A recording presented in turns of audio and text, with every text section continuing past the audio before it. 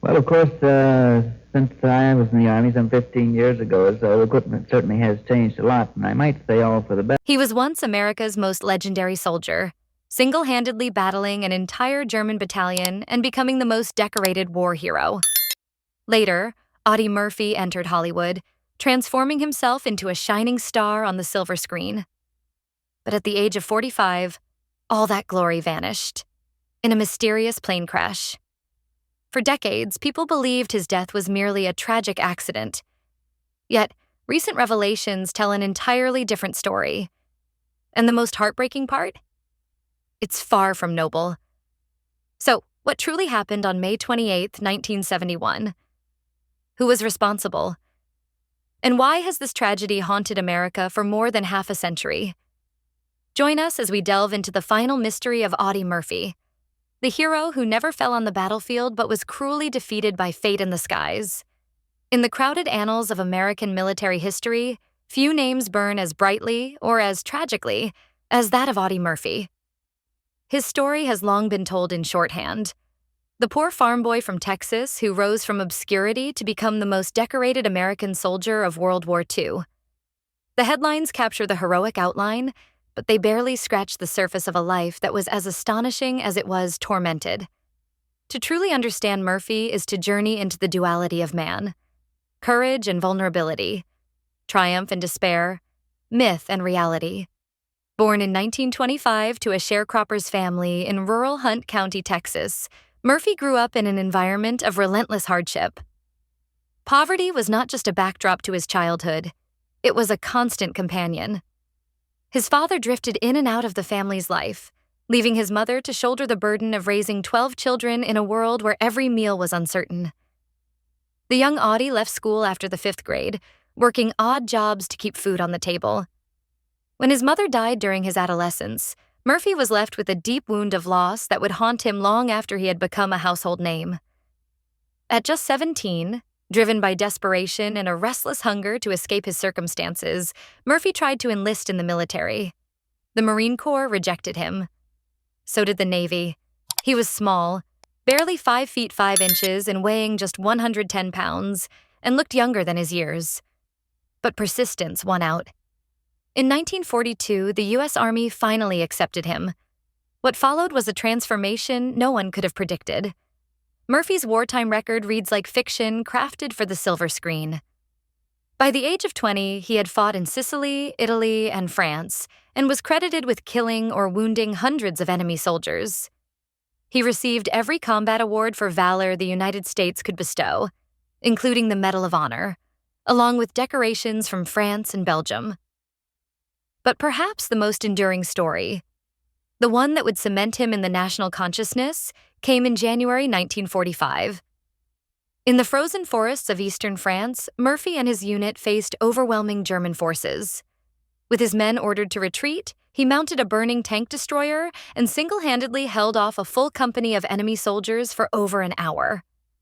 Outnumbered and outgunned, he directed artillery fire over the radio, while firing a mounted .50 caliber machine gun until his ammunition ran dry.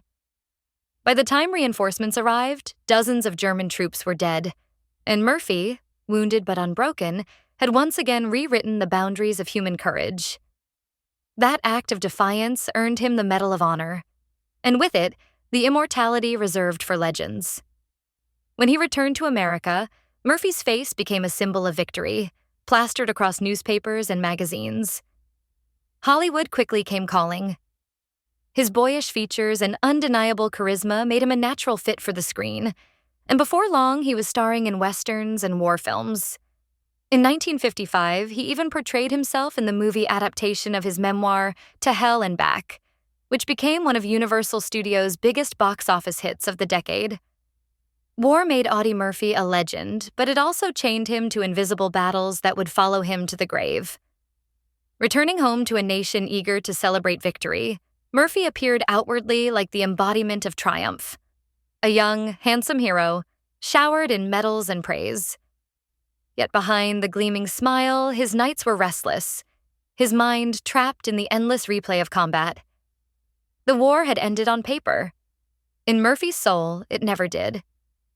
He suffered from what we now call post-traumatic stress disorder, though in the 1940s and 50s the term did not exist. To the world, it was battle fatigue, or worse, a weakness. For Murphy, it was a private torment. Night after night, he would jolt awake in terror, drenched in sweat, reaching instinctively for the .45 pistol he kept beneath his pillow. In those moments, he wasn't in a Hollywood mansion or a quiet Texas ranch. He was back in the burning forests of France, surrounded by phantom enemies that only he could see. Those closest to him whispered stories of sudden outbursts, violent nightmares, and an eerie habit of patrolling the perimeter of his home as though he were still on guard duty. Some nights, neighbors claimed, he would stand outside under the stars, cigarette in hand, staring into the darkness as though waiting for an attack. These were not the habits of a Hollywood star. They were the lingering instincts of a soldier who never truly left the battlefield. But instead of hiding these scars, Murphy did something extraordinary. He broke the silence. At a time when America preferred to glorify victory and bury the cost of war, Murphy spoke openly about his struggles. He called out the government for its neglect of veterans, insisting that thousands of men were living in torment, abandoned by the very nation they had fought to protect. His honesty made him an outlier, even a risk to his career.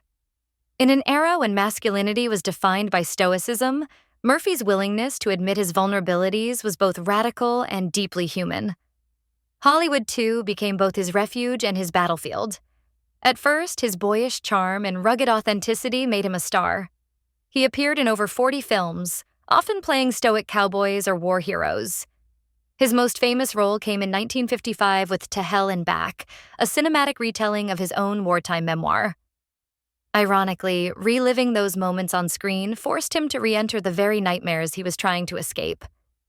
Colleagues later recalled that filming the battle scenes left Murphy shaken, sometimes retreating to his trailer to be alone. It was as though he was not acting at all, but reliving. As the years passed, the shine of Hollywood began to dim. Audiences shifted, trends changed, and Murphy found himself struggling to maintain the fame that once came so easily. Financial pressures mounted. He invested in businesses that failed, gambled heavily, and at times relied on friends for loans. Yet even in these low points, his reputation as a man of honor endured. Americans still saw him not just as an actor, but as the embodiment of courage and resilience. And then there are the rumors, those tantalizing what-if stories that blur the line between fact and legend. Some claimed Murphy was approached by political figures who wanted him to run for office, believing his fame and integrity could carry him into Congress. Others whispered that he was considered for secret military assignments during the Cold War, his combat experience too valuable to be left entirely behind. Whether true or not, such speculation only deepened his mystique, reinforcing the idea that Murphy lived in a space between myth and reality, between the screen and the battlefield. Privately, though, the weight never lifted. At one point, desperate for relief, Murphy reportedly locked himself in a hotel room for a week to break his growing dependence on sleeping pills. He emerged gaunt, exhausted, but determined. Friends said this moment revealed his essence, a man who refused to let even his demons defeat him. By the late 1960s, Murphy had transitioned into a quieter life. He still acted occasionally, but more often he dedicated his time to advocating for veterans, speaking at events, writing letters, and pushing for recognition of psychological trauma. To many who met him, he was not the untouchable war hero of the newspapers, but a man of surprising humility. He would shake hands, ask about their lives, listen more than he spoke. For countless veterans, he was living proof that survival itself was an act of bravery. Yet the sense of foreboding never entirely left him. Friends recall that in his final years, Murphy often spoke about fate, about how fragile life really was. "I've already lived longer than I expected," he once said, a chilling remark that, in hindsight, seemed like a prophecy. On May 28, 1971, the man who had survived ambushes, artillery barrages, and machine gun fire met his fate not on a battlefield, but in the quiet, fog-choked mountains of Virginia. The small twin-engine Aero Commander 680 Super, carrying Audie Murphy and 5 others, plummeted into the side of Brush Mountain, instantly ending all lives on board. The wreckage was discovered in pieces, smoldering amid the wet forest floor, a haunting contrast to the fiery battlefields where Murphy had once cheated death countless times. The official investigation offered a straightforward explanation. The pilot, they concluded, had ventured into instrument flight conditions IFR, despite only being certified for visual flight rules VFR. Heavy rain and thick fog enveloped the mountains, disorienting him until the aircraft lost control. A simple mistake, compounded by bad weather, brought down one of America's greatest war heroes. Case closed, or so the report claimed. Yet almost immediately, whispers began to spread. How could it be that Audie Murphy, who had survived impossible odds in war, died in such a seemingly preventable accident? For many, the story didn't sit comfortably. The questions came quickly. Why did the pilot choose to fly in such dangerous conditions? Was there pressure to take off despite the risks? And most tantalizing of all, was Murphy's death truly an accident? Or could something more sinister have been at play? Some veterans who knew Murphy speculated privately that the crash was more than bad luck. By 1971, Murphy had become an outspoken critic of how the U.S. government treated its returning soldiers, particularly those haunted by psychological wounds. He had given speeches, written letters, and even hinted at larger scandals of corruption in the system, of veterans being neglected and discarded after their service. Was it possible, some wondered, that Murphy had made powerful enemies? Could his untimely death have been a convenient silence? Adding to the intrigue, eyewitness accounts near the crash site contained unsettling details. A few locals claimed they heard the aircraft circling low in the fog minutes before impact, as though the pilot had been searching for a safe landing but was somehow unable to gain altitude. One hunter even swore he heard what sounded like an explosion before the crash, though investigators dismissed this as the noise of engines tearing apart on impact. Still, such testimony fueled speculation. There were also financial motives to consider. By the late 1960s, Murphy was deeply in debt. He owed money to banks, private investors, and even Hollywood colleagues. Rumors circulated that he had borrowed from dangerous sources, including individuals connected to organized crime. Could the crash have been engineered, a subtle warning to others? While no evidence ever proved such a theory, the idea that America's most decorated soldier might have been caught in the darker undercurrents of post-war business only added layers to the mystery. Conspiracy theorists even pointed to the timing. Just weeks before his death, Murphy had been in talks to produce a new film, one that would depict not just heroism, but also the failures of the government to support its veterans. Was it possible, they asked, that this project posed a threat to powerful interests? That silencing Murphy ensured a story critical of military leadership and political negligence would never reach the public? Of course, skeptics dismiss these theories as the natural byproduct of grief and admiration. When legends die tragically, the human instinct is to search for meaning beyond chance. Perhaps Murphy's death was simply what the official report said: a tragic error, a misjudgment in poor weather by a pilot flying beyond his training. But the aura surrounding Audie Murphy, the man who seemed destined to defy death, makes the notion of a mere accident difficult for many to accept. What is undeniable is the symbolism of that day. The wreckage of the Aero Commander, broken and smoldering in the mist, felt to many Americans like the death of an era.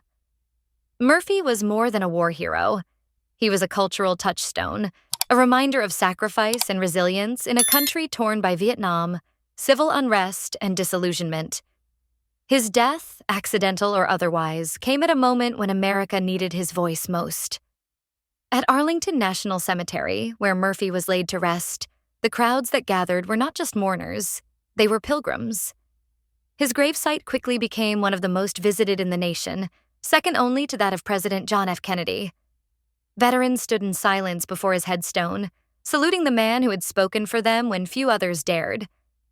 Families brought children, telling them the story of the Texas boy who rose from poverty to become the bravest of the brave. And yet, as they stood there, many carried an unspoken question. Was the story truly over? Or had Murphy's final chapter been written not by fate, but by forces we may never fully understand? The official narrative was simple: bad weather, an inexperienced pilot, and an unlucky hero caught in the wrong place at the wrong time. But as decades passed, cracks began to appear in that tidy explanation. Then came the revelation, a single voice breaking years of silence that reignited America's obsession with Audie Murphy's final hours. According to this witness, a former government contractor who came forward late in life, Murphy's death was no accident. In the days leading up to his ill-fated flight, the war hero had allegedly stumbled upon information connected to secret government operations. Operations so sensitive, so damning, that his knowledge alone could have endangered careers, reputations, perhaps even the security of powerful institutions. The contractor claimed Murphy had confided in him about documents and conversations hinting at clandestine dealings during the Vietnam War, covert operations, black budgets, and the misuse of veterans as pawns in a game of global strategy. Murphy, always outspoken about the treatment of soldiers, may have been preparing to go public. He wanted to tell the truth, the man said, and that truth could have shaken Washington. If this account is to be believed, Murphy was not merely a war hero with a troubled past. He was a man who knew too much. And in the ruthless world of shadow politics, men who know too much rarely live long. Consider the details that suddenly seem more sinister under this light. The plane that carried Murphy had passed maintenance checks just weeks earlier. Why then did it fall so catastrophically short in the mountains? The pilot, though officially blamed for flying beyond his certification, had flown similar conditions before without incident. And then there was the curious presence of two passengers with alleged ties to defense contracting firms, men whose backgrounds, according to conspiracy enthusiasts, were quietly scrubbed from public records after the crash. Some theorists point to a perfect storm of manipulation. A flight path chosen to intersect with a region known for treacherous downdrafts, weather forecasts ignored, subtle mechanical interference that left no trace after the crash. If you wanted to stage an accident, one aviation expert suggested years later, you couldn't ask for a better cover than bad weather in the Appalachians. The whispers didn't stop there. Decades after the crash, a retired intelligence officer anonymously claimed that Murphy had been under quiet surveillance in his final year. Phone calls monitored, meetings tracked. He was, according to the officer, considered unpredictable, a wild card with too much credibility and too large a following. To eliminate him outright would have sparked public outrage. But an accident? That could be explained away. Whether fact or paranoia, the idea that Audie Murphy was deliberately silenced spread like wildfire. Books, late-night radio shows, and underground documentaries all speculated on the real story of his death. Some painted him as a martyr of truth, a man betrayed not by fate but by his own government. Others argued it was simply America's collective grief searching for meaning in tragedy. After all, when a legend dies, the ordinary explanations never seem enough. Still, the questions refuse to die. What if Murphy had lived to reveal what he knew? Would history books include not only his Medal of Honor, but also his crusade against hidden corruption? Would he have inspired a movement for transparency at a time when America was mired in Vietnam and public trust in government was collapsing? It is this what if that haunts his legacy as much as the confirmed facts. If Murphy was silenced, then his story is not just one of battlefield heroism, but of political betrayal at the highest level. A soldier who never surrendered to enemy fire, yet was struck down by forces within his own country. The irony is chilling. The boy from Texas who embodied the very ideals of courage, patriotism, and resilience may have become a casualty of the darker machinery of power. His death, instead of being the cruel whim of fate, could have been a calculated act. An execution masked as an accident, designed to erase a voice that had grown too dangerous. Audie Murphy's life was never meant to be ordinary. From the dusty fields of Texas to the blood-soaked trenches of Europe, from Hollywood's bright lights to the silent, misty slopes of Brush Mountain, his story has always carried an aura of myth. Yet, as with all myths, There remains a duality. One half cast in light, the other veiled in shadow. He was courage personified, a boy who stood taller than giants, a soldier who defied death, a man who spoke for the voiceless. But his end, that remains unresolved. Was he the victim of a tragic accident, a twist of fate too cruel for words? Or was he, as some insist, silenced by forces that could not allow him to speak the truths he had uncovered? Decades after his death, new whispers continue to surface. Retired military officers hint at classified files that remain sealed, containing fragments of conversations Murphy allegedly had with Washington insiders. A historian once claimed that a box of Murphy's personal notes, detailing his frustrations with government corruption, mysteriously disappeared from his estate shortly after the crash. Was it theft? Or a cleanup job meant to ensure those words never saw the light of day? Imagine, for a moment, a different ending. Suppose Murphy had survived that flight. Perhaps he would have become not only a hero of the past, but a reformer of the present, leading a movement to demand accountability for veterans, exposing secrets hidden in the corridors of power. Could he have shifted the course of America during its most turbulent years? Could his voice have changed the way the Vietnam generation saw their country? We will never know, but the possibility lingers like a haunting echo. And yet, maybe that is the cruel beauty of his story. Murphy's death has left him forever suspended between legend and mystery. Unlike others whose legacies fade with time, his continues to grow precisely because of the unanswered questions. His grave at Arlington is not just a memorial. It is a question mark carved in stone, a silent challenge to all who pass. Will you accept the official story, or will you keep searching for the truth? Audie Murphy remains a mirror for America itself. In him, we see the bravery of the individual, the scars of war, the contradictions of fame, and the uneasy shadows of power. His life reminds us that heroes are real, but so are conspiracies. His death reminds us that justice is fragile, and truth can be buried as easily as a body. And that brings us to you, the listener, the seeker, the one who keeps this story alive. Murphy's legacy does not belong solely to historians, politicians, or filmmakers. It belongs to the people who refuse to let his memory be defined by silence. By questioning, by doubting, by remembering, we keep his flame burning against the darkness. So, what do you believe? Was Audie Murphy taken by the indifferent hand of fate in a storm he could not outrun? Or was he deliberately erased, betrayed not by an enemy abroad but by the shadows within his own homeland? Could the greatest American hero of World War II have been the victim of one final battle, this time against secrecy and betrayal? Whatever the truth may be, one fact remains unshakable. Audie Murphy was and always will be a symbol of unyielding courage. He showed us that a boy with nothing could rise to inspire millions, that scars do not diminish honor, and that even in the face of overwhelming darkness, one man's will can light the way. So I ask you, what do you think really happened on that foggy day in 1971? Was it tragedy or treachery, accident or assassination? Leave your thoughts in the comments. We want to hear your voice in this story. And if you believe that stories like Audie Murphy's deserve to be told, not just the victories, but the mysteries, the hidden truths, the shadows behind the spotlight, then don't forget to like this video, share it with others, and subscribe to our channel. Together, we will continue to explore the untold stories of icons who shaped history and uncover the secrets they may have taken to the grave. Audie Murphy's life ended in fire and fog, but his legend endures.